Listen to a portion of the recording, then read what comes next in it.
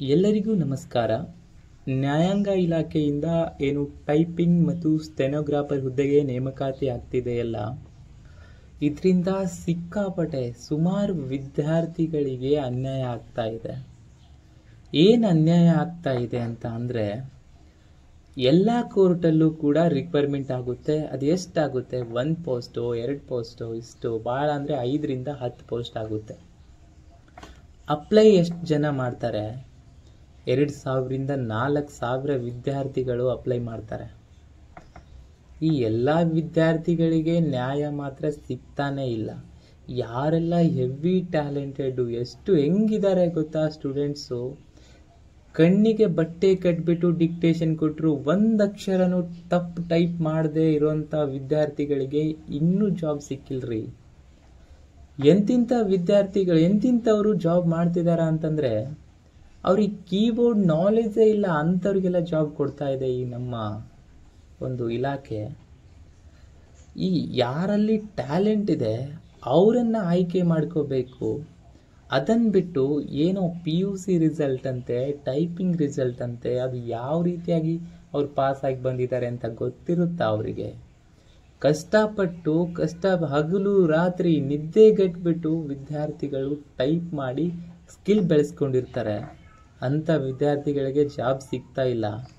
ಇದಕ್ಕೇನು ಪ್ರಾಬ್ಲಮ್ ಆಗಿದೆ ಅಂತ ಅಂದರೆ, ಎಲ್ಲ ಕೋರ್ಟಲ್ಲಿ ಒಂದೇ ರೀತಿಯಾಗಿ ನೇಮಕಾತಿ ಮಾಡ್ಕೊಳ್ತಾ ಇಲ್ಲ. ಒಂದೇ ಪ್ರಾಬ್ಲಮ್ಮು, ಒಂದೊಂದು ಕೋರ್ಟಲ್ಲಿ ಒಂದೊಂದು ರೀತಿ ನೇಮಕಾತಿ ಮಾಡ್ಕೊಳ್ಳೋದ್ರಿಂದ ವಿದ್ಯಾರ್ಥಿಗಳಿಗೆ ಮೊದಲನೇ ಸಮಸ್ಯೆ. ಎರಡನೇ ಸಮಸ್ಯೆ ಏನಂತಂದರೆ, ಎಲ್ಲ ವಿದ್ಯಾರ್ಥಿಗಳಿಗೆ ಒಂದೇ ರೀತಿಯಾಗಿ ಡಿಕ್ಟೇಷನ್ ಸಿಗ್ತಿಲ್ಲ. ಎಕ್ಸಾಮ್ಗಂತ ಹೋಗ್ತಾರೆ. 2ರಿಂದ 4,000 ವಿದ್ಯಾರ್ಥಿಗಳು ಎಕ್ಸಾಮ್ಗೆ ಹೋದಾಗ ಎಲ್ಲರಿಗೂ ಒಂದೇ ಬಾರಿ ಡಿಕ್ಟೇಷನ್ ಮಾಡಲಿಕ್ಕಾಗಲ್ಲ. ಸೊ ಒಂದು ದಿನಕ್ಕೆ 4ರಿಂದ 5 ಬ್ಯಾಚ್ಗಳಂತೆ ಮಾಡಿ 8ರಿಂದ 10 ದಿನಗಳ ಕಾಲ ಈ ಒಂದು ಡಿಕ್ಟೇಷನ್ ಸ್ಕಿಲ್ ಟೆಸ್ಟ್ನ ನಡೆಸ್ತಾರೆ. ಸೊ 40ರಿಂದ 50 ಬ್ಯಾಚ್ಗಳಿಗೆ ಒಂದೇ ರೀತಿಯಾಗಿ ಡಿಕ್ಟೇಷನ್ ಕೊಡಲಿಕ್ಕಾಗಲ್ಲ, ಮೊದಲನೇ ಪಾಯಿಂಟು. ಮತ್ತು ಎಲ್ಲರಿಗೂ ಒಂದೇ ರೀತಿಯಾದ ವರ್ಡ್ಸ್ ಬರಲ್ಲ. ಕೆಲವರಿಗೆ ಡಿಫಿಕಲ್ಟ್ ಬಂದಿರುತ್ತೆ, ಕೆಲವೊಬ್ಬರಿಗೆ ಈಸಿ ವರ್ಡ್ಸ್ ಬಂದಿರುತ್ತೆ, ಇನ್ನು ಕೆಲವೊಬ್ಬರಿಗೆ ಕ್ಲಿಯರ್ ಆಗಿ ಸೌಂಡ್ ಕೇಳಿಸಿರುತ್ತೆ, ಇನ್ನು ಕೆಲವೊಬ್ಬರಿಗೆ ವಾಯ್ಸಲ್ಲಿ ಏನೋ ಪ್ರೊನೌನ್ಸಿಯೇಷನ್ ಪ್ರಾಬ್ಲಮ್ ಆಗಿರುತ್ತೆ, ಕ್ಯಾಚ್ ಮಾಡ್ಕೊಳ್ಳಿಕ್ಕಾಗಲ್ಲ. ಇದನ್ನು ಕೂಡ ವಿದ್ಯಾರ್ಥಿಗಳಿಗೆ ಸಮಸ್ಯೆ ಆಗ್ತಾ ಇದೆ. ಇದಕ್ಕೆಲ್ಲ ಪರಿಹಾರ ಏನು ಮಾಡಬೇಕು ಅನ್ನೋದು ಒಂದು ನನ್ನ ಅಭಿಪ್ರಾಯ ಇದೆ. ಅದನ್ನು ಕೂಡ ಮುಂದೆ ಹೇಳ್ತೀನಿ. ಹಾಗೆ ಇನ್ನೇನೆಂದರೆ, ಈ ಏನು ರಿಕ್ವೈರ್ಮೆಂಟು ಡಿಸ್ಟಿಕ್ ವೈಸ್ ಮಾಡ್ತಾರಲ್ಲ, ಇದು ಕೂಡ ಒಂದು ದೊಡ್ಡ ಇಶ್ಯೂವೇ ಅಂತ ಹೇಳ್ಬೋದು ನಮಗೆ. ಈ ರೀತಿಯಾಗಿ ರಿಕ್ವೈರ್ಮೆಂಟ್ ಮಾಡಲೇಬಾರ್ದು. ಇದಕ್ಕೆ ಪರಿಹಾರ ಏನು ಅಂತಂದರೆ, ಈ ಒಂದು ನ್ಯಾಯಾಂಗ ಇಲಾಖೆ ಏನು ಮಾಡಬೇಕು ಗೊತ್ತಾ?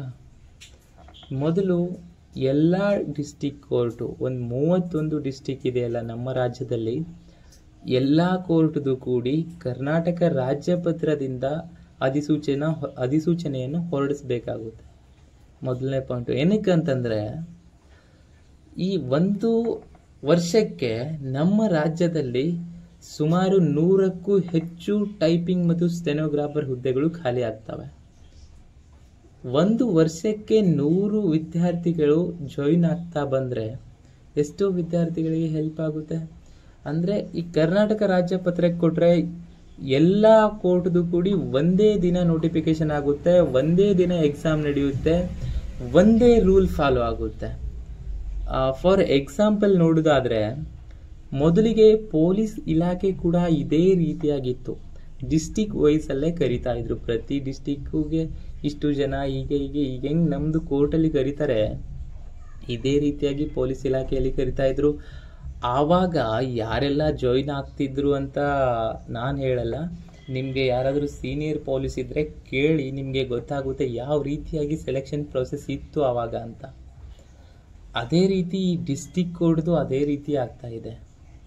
ಇದನ್ನು ಬಿಟ್ಟು ಇವಾಗ ಪೊಲೀಸ್ದು ಯಾವ ರೀತಿಯಾಗಿ ಎಲ್ಲ ಕರ್ನಾಟಕದಲ್ಲಿರುವ ಎಲ್ಲ ಡಿಸ್ಟಿಕ್ಕಿಂದ ಒಂದೇ ಸಾರಿ ನೋಟಿಫಿಕೇಶನ್ ಮಾಡ್ತಾರೆ, ಅದೇ ರೀತಿ ನಮ್ಮ ಕೋರ್ಟ್ದವರು ಮಾಡಬೇಕು. ಎಲ್ಲ ಡಿಸ್ಟಿಕ್ ಸೇರಿ ಒಂದೇ ನೋಟಿಫಿಕೇಶನ್ನ ಮಾಡಬೇಕು. ಒಂದೇ ಸಾರಿ ಎಕ್ಸಾಮ್ನ ನಡೆಸಬೇಕು, ಒಂದೇ ಡಿಕ್ಟೇಷನ್ನ ಎಲ್ರಿಗೂ ಕೊಡಬೇಕು. ಆವಾಗ ಎಲ್ಲ ವಿದ್ಯಾರ್ಥಿಗಳಿಗೆ ನ್ಯಾಯ ಸಿಗುತ್ತೆ. ಯಾರ ಹತ್ರ ಟ್ಯಾಲೆಂಟ್ ಇದೆ ಅವ್ರಿಗೆ ಜಾಬ್ ಸಿಗುತ್ತೆ.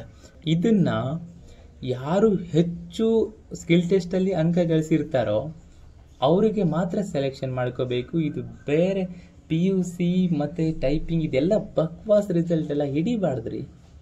ಇದರಿಂದ ಅನ್ಯಾಯ ಆಗ್ತಿದೆ ಹುಡುಗರಿಗೆ. ನೆಕ್ಸ್ಟ್ ನೋಡೋದಾದ್ರೆ, ಈಗ ಡಿಸ್ಟಿಕ್ ವೈಸ್ ಎಲ್ಲ ಕರೀತಾರಲ್ಲ, ಈ ಡಿಸ್ಟಿಕ್ ವೈಸಿಂದ 1-2 ಪೋಸ್ಟ್ ಕರೀತಾರೆ. ಎಷ್ಟು ದೂರದಿಂದ ಹುಡುಗರು ಬರ್ತವೆ, ಬಂದು ಸ್ಕಿಲ್ ಟೆಸ್ಟ್ ಕೊಡ್ತಾರೆ. ಯಾರು ಸೆಲೆಕ್ಷನ್ ಆಗ್ತಾರೋ ಅವರಿಗೆ ಖುಷಿ ಆಗ್ತದೆ. ಯಾರು ಸೆಲೆಕ್ಷನ್ ಆಗಲ್ಲೋ ಅವ್ರ ಮನಸ್ಸಲ್ಲಿ ಏನು ಬರುತ್ತೆ ಗೊತ್ತಾ? ಪ್ರತಿಯೊಬ್ಬ ವ್ಯಕ್ತಿ ಯಾರು ಸ್ಕಿಲ್ ಟೆಸ್ಟಲ್ಲಿ ಪಾಸ್ ಆಗಿರಲ್ಲೋ ಅವ್ರ ತಲೆಯಲ್ಲಿ ಬರೋದೇ ಮೊದಲ ಪಾಯಿಂಟು, ಇಲ್ಲಿ ಏನೋ ಸ್ಕ್ಯಾಮ್ ನಡೆದಿದೆ ಅಂತ ಇದೇ ರೀತಿನೇ ಥಿಂಕ್ ಮಾಡೋದು. ಸೊ ಈ ರೀತಿ ಆಗಬಾರ್ದು ಅಂದರೆ ನಾವೆಲ್ಲರೂ ಇವಾಗ ಏನು ಪ್ರೊಟೆಸ್ಟ್ ಮಾಡ್ತಾ ಇದ್ದೀವಿ, ಸೊ ಇದೇ ಪ್ರೊಟೆಸ್ಟಲ್ಲಿ ನಾವು ಏನು ಬರೆದು ಕೊಡಬೇಕು ಅಂದರೆ ಓನ್ಲಿ ಸ್ಕಿಲ್ ಟೆಸ್ಟ್ ಮೇಲೇ ಆಯ್ಕೆ ಮಾಡ್ಕೋಬೇಕು. Point number 1. ಇನ್ನೊಂದು, ಇಡೀ ನಮ್ಮ ರಾಜ್ಯದಲ್ಲಿ ಎಷ್ಟು ಡಿಸ್ಟಿಕ್ ಇದ್ದಾವೆ, ಎಷ್ಟು ಕೋರ್ಟ್ ಇದ್ದಾವೆ, ಎಲ್ಲ ಕೋರ್ಟ್ದು ರಿಕ್ವೈರ್ಮೆಂಟ್ ಒಂದೇ ದಿನ ಆಗಬೇಕು, ಒಂದೇ ನೋಟಿಫಿಕೇಶನ್ ಅಲ್ಲಿ ಆಗಬೇಕು. ಹಾಗೆ ಎಕ್ಸಾಮ್ ಕೂಡ ಎಲ್ರಿಗೂ ಒಂದೇ ದಿನ ತಗೋಬೇಕು, ಒಂದೇ ಡಿಕ್ಟೇಷನ್ ಕೊಡಬೇಕು. ಅದು ಹೆಂಗೆ ಸಾಧ್ಯ ಅಂತಂದರೆ, ಇವಾಗ ನೋಡ್ಬೋದು ಸೆಂಟ್ರಲ್ ಗೌರ್ಮೆಂಟ್ ಎಕ್ಸಾಮ್ ಸೆಂಟರ್ಸ್ ಎಲ್ಲ ಏನಿದಾವೆ, ಆ ಎಕ್ಸಾಮ್ ಸೆಂಟ್ರಲ್ಲಿ ಒಂದು ಸೆಂಟ್ರಲ್ಲಿ 500ರಿಂದ 1000 ಕಂಪ್ಯೂಟರ್ಸ್ ಇದ್ದಾವೆ. ಸೊ ನಮ್ಮ ಹುಡುಗರು ಎಷ್ಟಿದಾವ್ರಿ? 2000ದಿಂದ 4000 ವಿದ್ಯಾರ್ಥಿಗಳಿದಾವೆ. ಒಂದು 2ರಿಂದ 4 ಸೆಂಟರ್ಸ್ ಆದರೆ ಸಾಕಾಗುತ್ತೆ. ಒಂದೇ ದಿನ ಒಂದೇ ಆಡಿಯೋದಿಂದ ಎಲ್ರದ್ದು ಎಕ್ಸಾಮ್ ಮುಗಿಸ್ಬಹುದು. ಸೊ ಈ ರೀತಿಯಾಗಿ ಈ ನಮ್ಮ ನ್ಯಾಯಾಂಗ ಇಲಾಖೆಯ ಒಂದು ರಿಕ್ವೈರ್ಮೆಂಟ್ನ ಚೇಂಜ್ ಮಾಡಿದರೆ ಭಾಳ ಒಳ್ಳೆಯದು ಅಂತ ಇದು ನನ್ನ ಒಂದು ಅಭಿಪ್ರಾಯ. ನಿಮ್ಮ ಅಭಿಪ್ರಾಯ ಏನು ಅಂತ ಕಮೆಂಟಲ್ಲಿ ಕೂಡ ತಿಳಿಸಿ. ಹಾಗೆ ಒಂದು ಗೂಗಲ್ ಮೀಟಿಂಗ್ ನಡೀತದೆ, ಅಲ್ಲಿ ಕೂಡ ನಿಮ್ಮ ಅಭಿಪ್ರಾಯನ ಹೇಳಬಹುದು. ದಯವಿಟ್ಟು ಇದರಲ್ಲಿ ಏನಾದರೂ ತಪ್ಪು ಮಾತಾಡಿದರೆ ಕ್ಷಮೆ ಇರಲಿ. Thank you for watching.